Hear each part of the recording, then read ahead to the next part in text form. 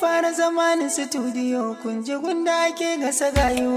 Yunwa zagi ga antara kuma babu abin da ka koyo.